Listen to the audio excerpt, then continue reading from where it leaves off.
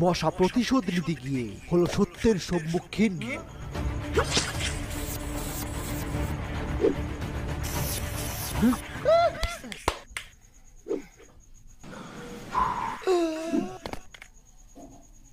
মা, ও এখনো কেন আসছে না?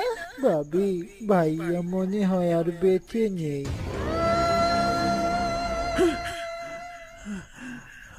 কান্না করবেন না ভাবি, আমি এখন থেকে আপনার সব চাহিদা পূরণ করব।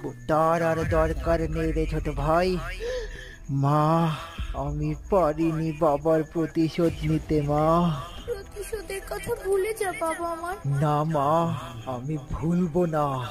বউ, এবার আমি আমার আসল পাওয়ার ইউজ করব। চলো আমার সাথে বেডরুমে। তোর ছেলে হয়েছে এবার। এখন তারপর কি হলো যাতে নিচের ভিডিও লিংকে ক্লিক করুন। আমার